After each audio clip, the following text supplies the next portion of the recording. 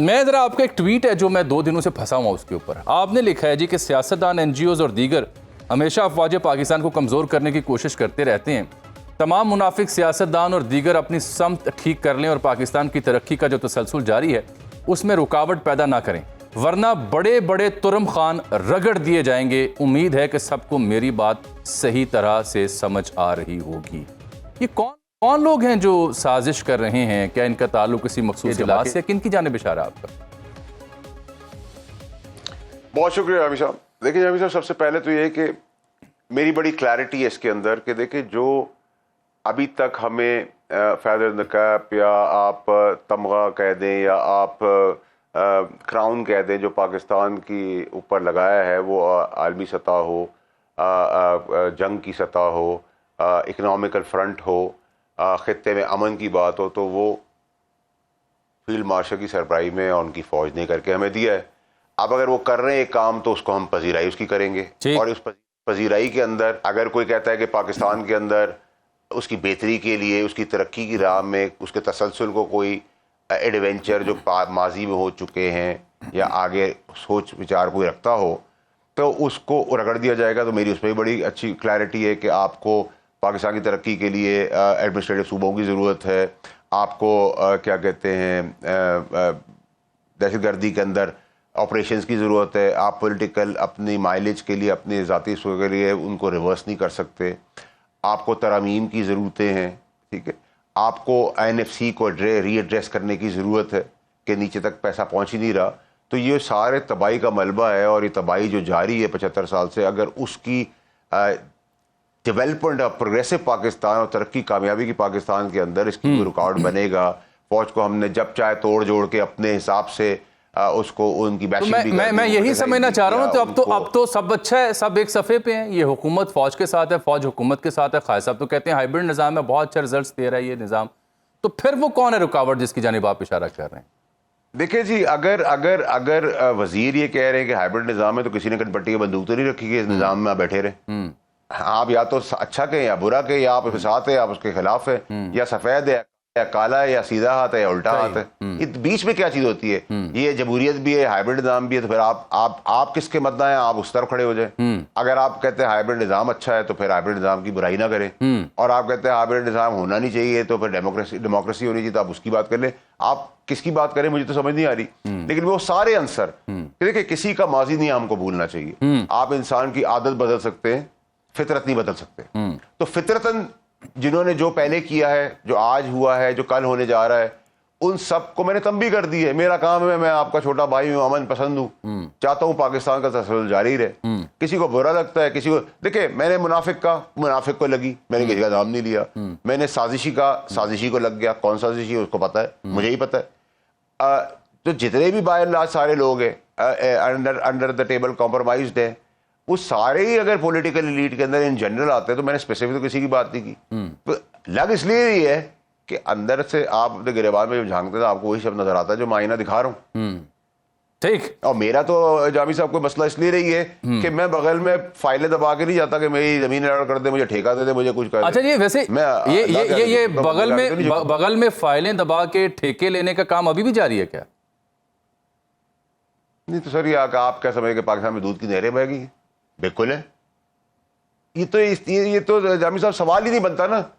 یہ جس دن ایسا نہیں ہوگا اس دن میں اور آپ اس کو سیلیبریٹ کر رہے ہوں گے کہ it has come down to 80%. ہم نے روک دیا 80%. یہ تو چیزیں ہیں نا.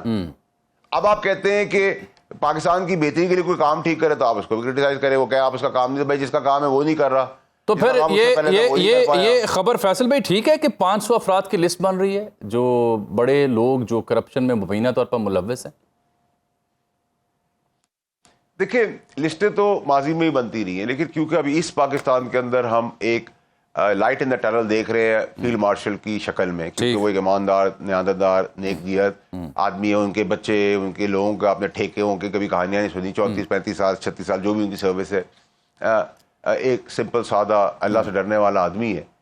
تو ہم اس کے توسط سے ہم یہ کہتے ہیں کہ اب پاکستان میں بہتری کی طرف ہم چل پڑے. 500 کی لسٹ تو میرے خیال سے بہت چھوٹی لسٹ ہوگی. اچھا. اور میں جب کوئی چیز آپ کو کہتا ہوں بٹوین دا لائنز تو وہ آج نہیں، ہفتے بعد، مہینے بعد، 6 مہینے بعد، سال بعد ہو جاتا ہے.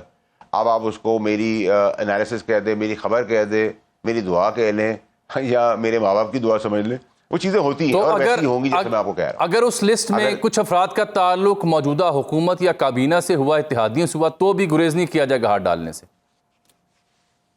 دیکھیں کوئی بھی آدمی پاکستان میں 4 ٹانگیں اور 4 ہاتھ والا تو ہے نہیں. جو آپ کے لیے ہوگا, جو میرے لیے ہوگا, وہ ان کے لیے بھی ہوگا. صحیح ہے, بالکل ٹھیک. اچھا, ابھی آپ نے گفتگو میں تھوڑی دیر پہلے بات کی نئے صوبوں کی ضرورت. یہ تو ایک عرصے سے خواب ہے, کیوں نہیں ہم اس کی جانب جا پا رہے انتظامی سطح پر نئے صوبے؟ اب دیکھیں ترکی میں 81 صوبے ہیں, ہمارے ہمسائے میں 31, ایران میں 34 ہیں, ہم نے 4 صوبے کھڑے کیے ہوئے ہیں. تو اب کیا سنجیدگی سے نئے صوبوں کی جانب یا 27ویں ترمیم کی جانب غور ہو رہا ہے؟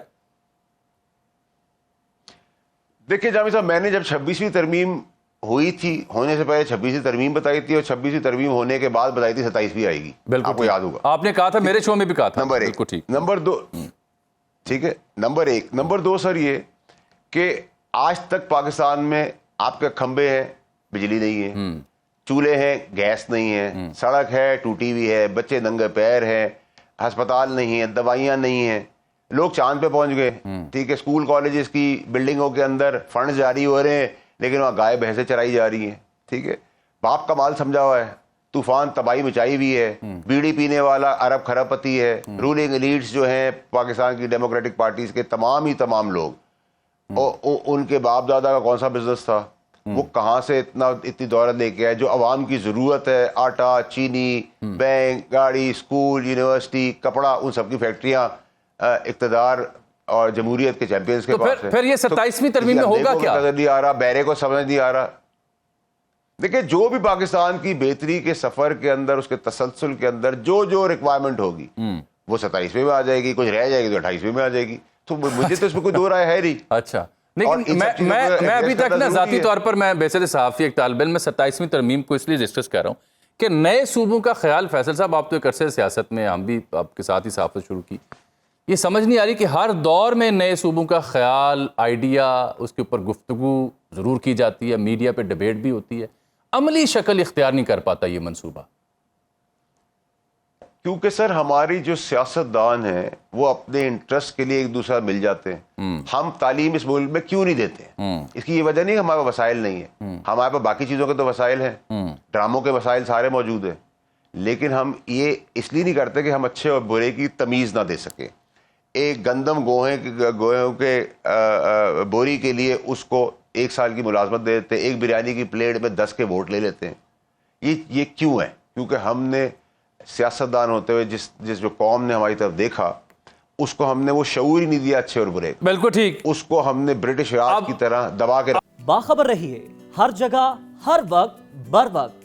ابھی سنو نیوز کا یوٹیوب چینل سبسکرائب کریں اور بیل آئیکن پر کلک کریں اور جانیے ملکی اور غیر ملکی حالات و واقعات یقین کے ساتھ.